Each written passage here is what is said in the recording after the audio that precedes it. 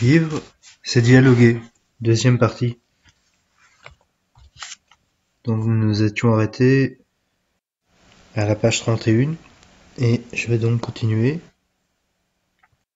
À vous qui communiquez au corps du Christ, sans prendre garde à vos frères qui sont ses membres, saint Augustin rappellerait la comparaison d'un homme qu'on embrasse en même temps qu'on lui monte sur les pieds. Il serait écrit « Allons, faites attention, pourquoi se baisser pendant que vous me faites mal ?» Cette communication eucharistique qui veut étreindre le Christ, que signifie-t-elle si nous écrasons les autres de notre indifférence et de notre mépris? L'individualisme n'est certes pas le fait de seuls chrétiens. Je n'en connais pas de plus rigoureuse expression que celle de Taine, alors athée, quand à 20 ans il écrivait « Je veux être moi, par moi-même, pour moi-même et par moi seul, jusqu'au bout ». Cette affirmation-là, non seulement nie Dieu, mais elle est la négation même de l'homme. Être de la relation, elle est l'expression de l'orgueil de l'homme dans une illusion sur lui-même. Mais avant de nous poser la question de l'Évangile, qui est mon prochain, nous devons nous efforcer de découvrir à la lumière de la psychologie moderne les ressorts même de la communication entre les hommes, condition de l'authenticité de leur dialogue. Chapitre 3. Les lois du dialogue. Tout est dialogue ici-bas, a dit un philosophe contemporain. Tout dialogue a ses lois. Quelles sont-elles? Aujourd'hui, pour communiquer avec d'autres, vous adoptez bien d'autres moyens que la conversation, les lettres que vous recevez et envoyez, le téléphone en télégramme, un peu de lecture aussi, celle d'un journal ou d'un roman, et ces techniques audiovisuelles que sont la radio et la TV. La télécommunication procède de techniques de plus en plus perfectionnées. Ne parle-t-on pas, par exemple, pour un proche averti, de transmettre l'image du visage au téléphone au même temps que le son de la voix? Mais ces techniques sont-elles au service de l'homme? C'est de la qualité du message et des dispositions personnelles des hommes que dépend ce qui mérite le nom de communication entre les hommes. Et les uns des risques des techniques d'information, c'est de substituer le procédé technique à l'informateur. À la radio, peu importe souvent la personne du speaker qui transmet et commente les nouvelles. Et ici, c'est mon message qui importe, plus que ma personne. Quel que soit le procédé de communication adopté, un dialogue entre hommes affecte très différemment leur personne selon qu'ils échangent de nouvelles, celles du jour, des idées, voilà mon point de vue sur le sujet, des valeurs, je vous confie quelles sont mes raisons de vivre et d'espérer. La vraie communication avec autrui tend à une transformation réciproque des mentalités et des comportements. Vous avez été témoin, comme moi, de ces choses entre voitures sur la route. Elles se sont rentrées dedans, dit-on, après quelques immobilités, elles repartiront avec les traces de l'autre sur la carrosserie. Elles restent marquées par leur rencontre.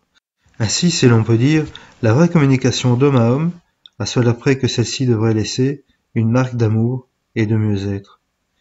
On reconnaît la profondeur d'une rencontre entre hommes à ce signe, qu'il en sorte transformé en quelque sorte. La communication avec un curé d'Ars révélait le pèlerin lui-même et bouleversait sa vie. C'est en repérant les contrefaçons du dialogue que nous en dégageons des lois. 1. Savoir écouter. Regardez ces deux femmes qui discutent dans la rue. Elles se rencontrent sans écouter l'autre. Ce n'est qu'un double monologue que chacune poursuit avec des pauses. C'est fatigant de beaucoup parler. Et cette conversation tacite, à chacun notre couplet, et de temps en temps un même refrain. Un simple mot entendu à la dérobée suffit à donner une nouvelle à ce flot de paroles. Et chacun s'en va enfin satisfait de cette conversation avec, tout au plus, quelques nouvelles enregistrées furtivement. De quoi renouveler l'arsenal de sujets de conversation avec une autre voisine. La vraie communication est ailleurs. Bavarder n'est pas communiquer, une interférence de langage est l'indice que nous ne respectons pas les premières lois du dialogue, celles qui consistent à écouter l'autre par respect de ce qu'il est et de ce qu'il porte en lui d'unique dans son être profond. Pour chaque chrétien, l'écoute de l'autre, c'est l'écoute de Dieu. Passage suivant. À l'opposé, à l'homme et à la femme, tenter de toujours se taire, il importe de rappeler que l'amour suppose l'aveu. Il n'est pire solitude à deux que celle où l'on a désappris dans un foyer à communiquer. Le mari n'a rien à raconter de sa journée de travail, et il ne s'est jamais rien passé. La femme n'a rien à dire au retour du mari, ni d'elle-même, ni des autres. L'affection n'a plus ici son expression, l'indifférence et son silence ont peu à peu remplacé un amour jadis 100 fois répété. La routine a eu raison du cœur.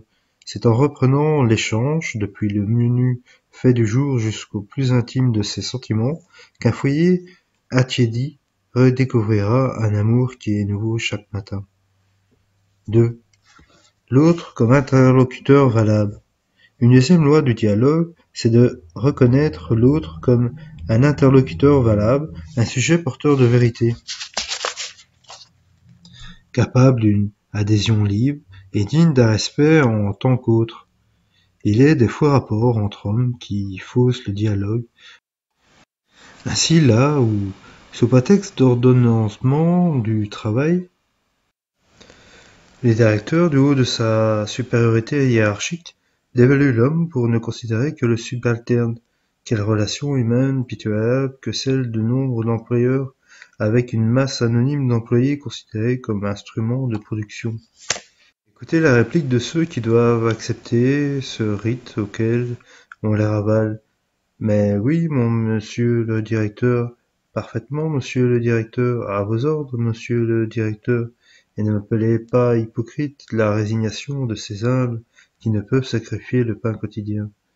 Je ne connais pas de simulacre de communication comparable à certains rapports, abrupts et impersonnels, entre le sous-officier ou l'officier imbu du prestige du grade et l'homme de troupe qui simule la servitude pour mieux cacher son mépris.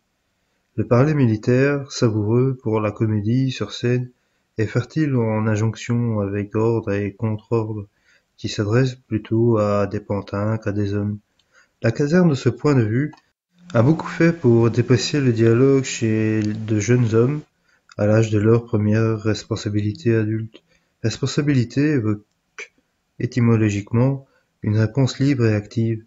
Il en est de même partout où l'on considère l'autre d'abord comme un matricule, notamment au guichet de la sécurité sociale. Que de dialogues ainsi trompés, celui-ci est timide, celui-là n'a pas d'à-propos ou peu de vocabulaire. Cet autre bégaie, tout cela parce qu'ils ne peuvent se défendre risque de n'être pas même entendus.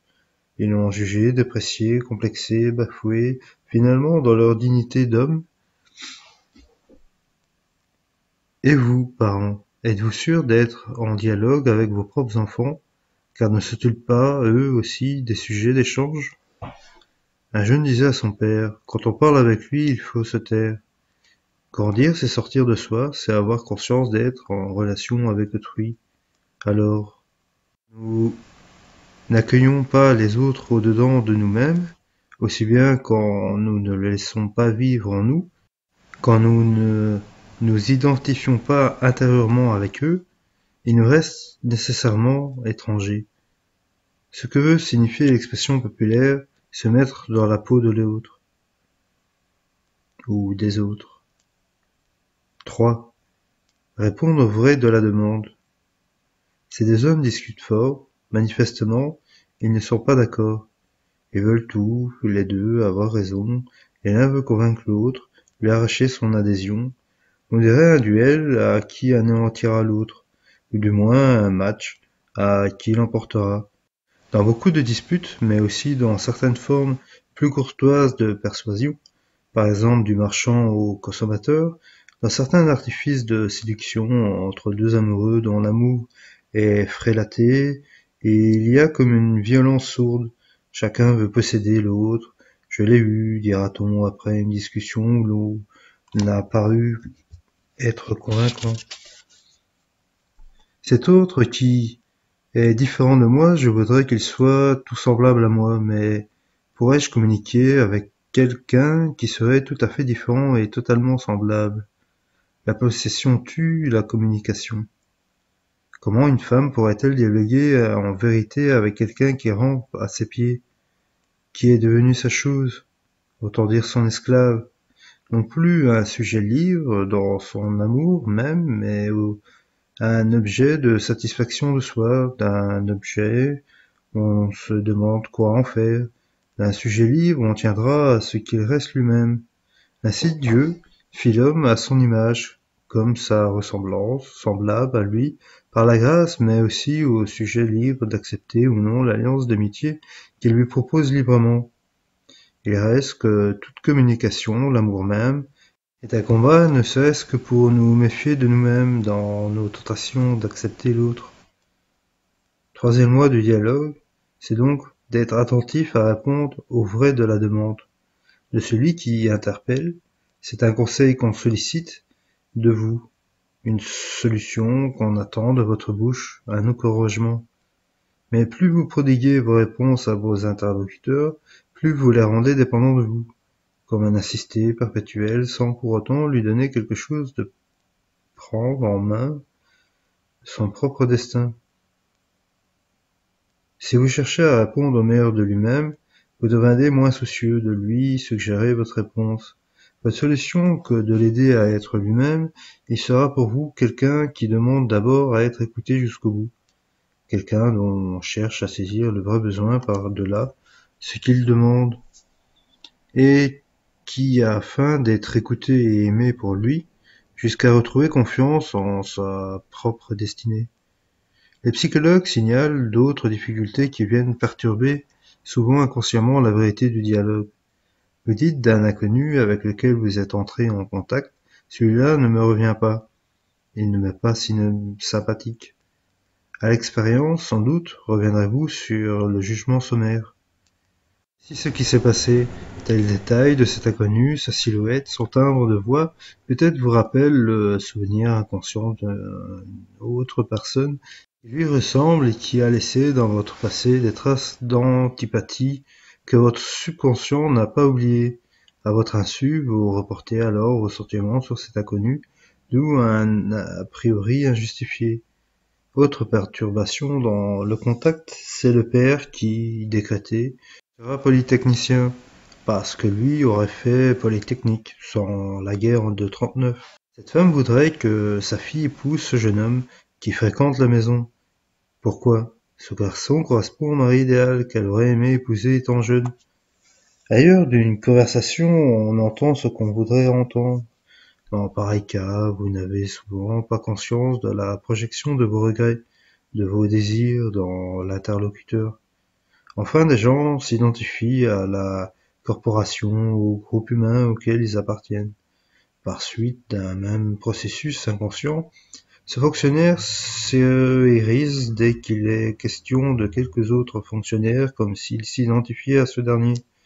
Nous n'échappons guère à l'un ou l'autre de ces travers qui s'enracinent dans notre petite enfance sous forme de refoulement, de frustration et qui faussent les données d'un dialogue objectif. Il est des échanges qui ressemblent à certaines chambres jamais aérées. On y sent le renfermé, on y est question que soi, et chacun ressort comme asphyxié par tant de petits potins et de mesquineries.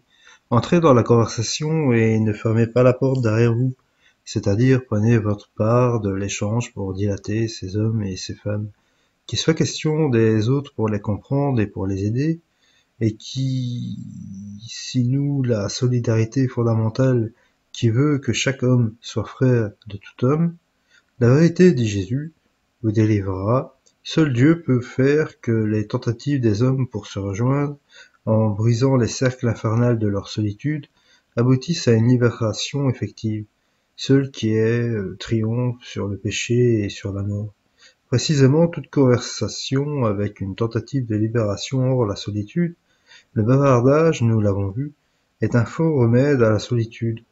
Seule la communication qui atteint la sphère intérieure où chacun est sujet à l'amour, seule cette communication-là délivre la liberté captive, pourvu que, de part et d'autre, s'y mêle une mesure de confiance et de beaucoup d'attention.